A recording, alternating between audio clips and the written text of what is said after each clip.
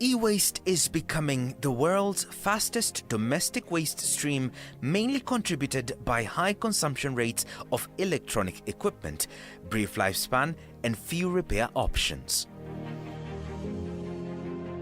In 2019, the world generated 53.6 million tons of e-waste.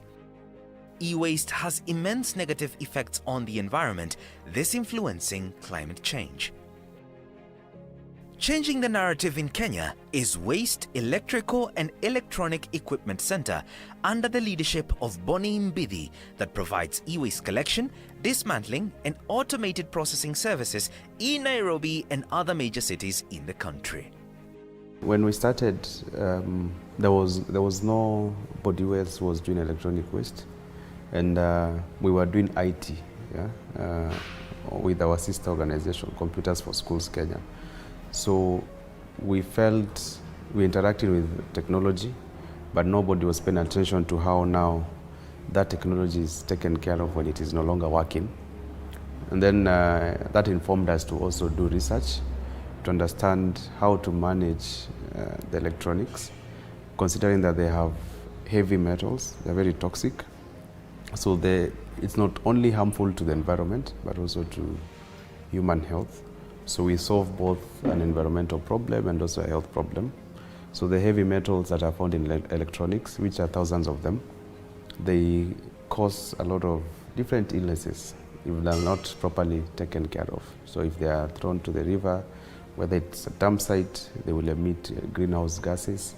If they are thrown to rivers or to the environment, they will also emit or pollute the waters, pollute the soils. So we felt we needed to take responsibility for that. As a business in its early days, aiming to figure out a model that would sustainably work, there would be challenges. At that point, we were just collecting e-waste, mostly from schools, old computers, and then getting parts that we could use to repair other computers. So we take the old ones, take parts, and then repair others, make them work, then send them back to beneficiaries. That's how it started. And then we moved from that to now being able to find out what about the ones that don't work, because now we were first focusing on the ones that can be repaired or we can get parts.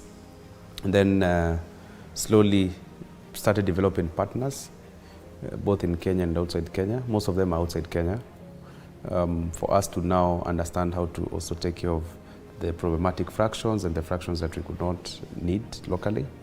And then it went to now dismantling, which is a manual process, which is still something that we still do. The dismantling part of it, it's one of the most important parts of e-waste management, how you dismantle and separate the different fractions. Despite creating jobs at the time, they were keen on finding solutions for most of the electrical and electronic waste. Now it's growing. We have a lot of solutions, as you'll see. We're able to remanufacture even equipment. So it went from just taking in the e-waste and dismantling and then repairing what can be repaired and then reusing and refurbishing to even now going into remanufacturing and even moving to manufacturing, whereby we're able to get certain raw materials from the electronics, and they'll be used for our industries in Kenya. Others are shipped to countries that have more technology to be able to extract certain components and not harming the environment or the people doing it. So there's been different growth in terms of how much capacity we have as an organization. The social impact today is tremendous, just going to show the importance of closing the gap between this emerging problem and the impact it is having on our environment. We've created over 600 jobs across. I think even the number is bigger, indirectly. And then also when you look at, we've done over 10,000 tons of e-waste that we've safely disposed. This means saving the planet over 14,400 tons of CO2. These are just numbers and statistics that make us feel that we are contributing positively to the society. We have taken the e-waste conversation a notch higher. When we were starting, nobody was really focused on the sector, but we've constantly created awareness. We do sensitization, we do advocacy. We have a lot of people visit WEEE Center now to learn. We host students across the country every week. Every week we have a calendar of different universities, different colleges, primary schools, secondary schools who visit to learn about the work we do, promoting the circular economy, whereby we are keeping materials in circulation and equipment being used until they can no longer be used. So I feel those are some of the things that make us proud as a company. A ban on the dumping of electronic waste in the region received a boost after the East African community prohibited the importation of cathode ray tubes, CRTs, and standalone used computer monitors with effect from 1st of July 2022. This comes after numerous concerns that firms in developed countries were exporting these items to developing countries. The issue of dumping is a conversation that has been ongoing. I think for now, the dumping that is happening is illegal dumping because we have certain treaties, international treaties that control that movement of electronic waste from a developed country to a developing one. We have the Basel Convention. So the Basel Convention controls that movement of e-waste from a developed country to a developing nation. So countries that are privy to such treaties, at least it's able to make sure that there's no dumping. We have the Bamako Convention, which is, it controls the same movement now, but from a developing country to a developing country. So, but what is lacking is the information and the awareness. So you might find, yes, Kenya is privy to this and we've signed it very well, but have we trained the authorities? Do we know, are the people at the ports of entry, are they aware of this information? Are they aware that these items are not supposed to be dumped? I don't think they are. Engaging the community is another major focus for the center, so as to ensure there is social responsibility and accountability from the public. For us, whatever makes us happy is seeing the contribution. We're always happy when we receive e-waste, when we see people reaching out on our social media platforms, saying, I live in this place, I have this electronic waste, and I know WEEE Center will safely take care of it.